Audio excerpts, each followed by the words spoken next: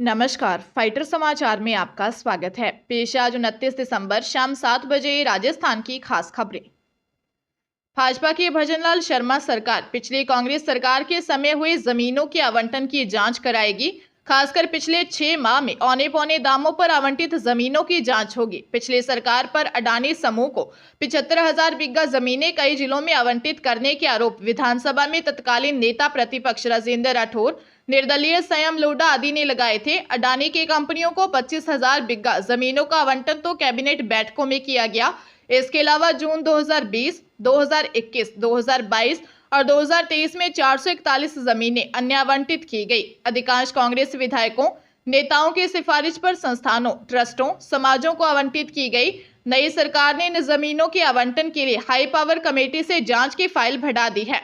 मंत्रिमंडल गठन के साथ ही जांच शुरू हो सकती है। जलदाय विभाग में ईसीबी व प्रवर्तन निदेशालय ईडी की कार्रवाई के बाद 3 महीने में जल जीवन मिशन जेजीएम में केवल 1,40,000 नल कनेक्शन ही हुए हैं, जबकि सितंबर महीने से पहले 1 महीने में ही करीब 1.5 लाख नल कनेक्शन हो रहे थे। जेजीएम व पेयजल स्कीम के टेंडर व वर्क ऑर्डर प्रक्रिया के साथ ही फील्ड में डाले हुए पाइपलाइन टंकियों की क्वालिटी की जाँच हो रही है। फर्जीवाड़ा को दबाने के लिए इंजीनियर व ठेकेदारों ने काम रोक दिया है। जेजीएम में कनेक्शन की प्रोग्रेस अचानक कम होने का आम जनता को खामियाजा भुगतना पड़ेगा।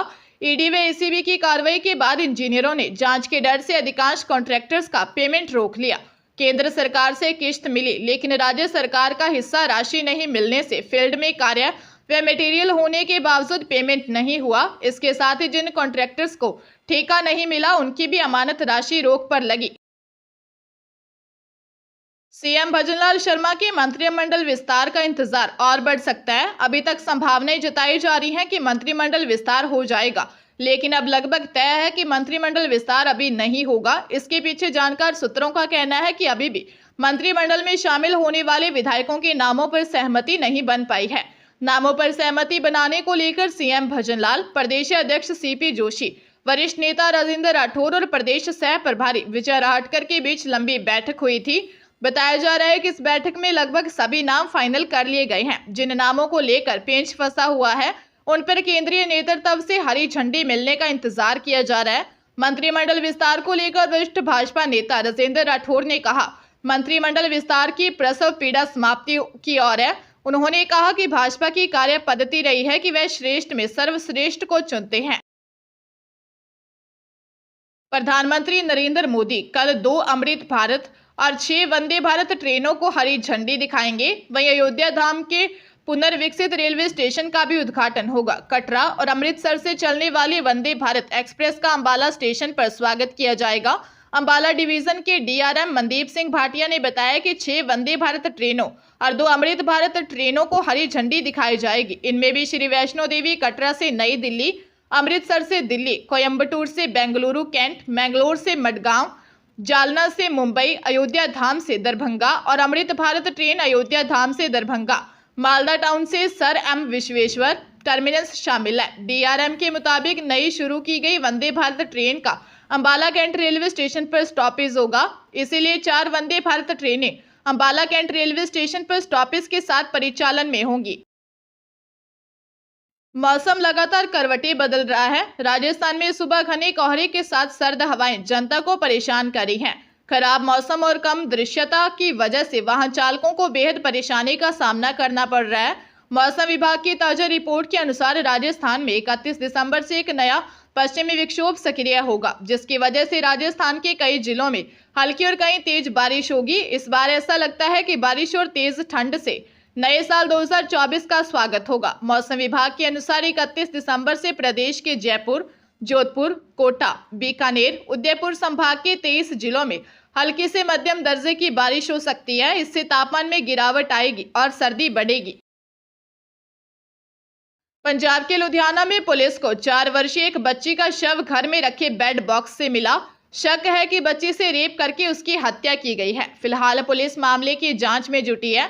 पोस्टमार्टम रिपोर्ट में ही पूरा मामला खुलेगा। जानकारी के अनुसार 15 दिन पहले सोनू नाम का युवक इलाके में अपने भाई अशोक के पास रहने आया। सोनू का भाई मोहल्ले में अवैध रूप से सिलेंडर में गैस भरने का काम करता है। बच्चे के लापता होने की सूचना के बाद पुलिस हरकत में आई। पुलिस ने क्षेत्र में सर्च अभियान चलाया तो बच्ची का शव देर रात अशोक के घर के बॉक्स बेड से बरामद हुआ। आरोपी सोनू बच्ची को चीज दिलवाने के बहाने अपने साथ ले गया। सीसीटीवी में भी बच्ची को ले जाता हुआ दिखा है। एडिशनल डीसीपी जसकिरणजीत तेजा ने कहा कि हत्यारोपी को पकड़ने के लिए टीमें लगा दी हैं। झुंझुनू में बाइक सवार 2 बदमाशों ने सुपर स्टोर पर फायरिंग कर दी। घटना के बाद से इलाके में दहशत फैल गई। मामला पिलानी के चांडक मार्ग पर गोकुल डिस्पेंसरी के पास स्थित उत्तम सुपर स्टोर का है। उत्तम सुपर स्टोर के संचालक आशीष अग्रवाल ने बताया कि स्प्लेंडर बाइक पर 2 बदमाश आए। अचानक एक ने स्टोर के शीशे पर फायरिंग कर दी। फायरिंग के बाद कोई कुछ समझ पाता इससे पहले दोनों युवक बाइक से मुख्य बाजार की तरफ फरार हो गए।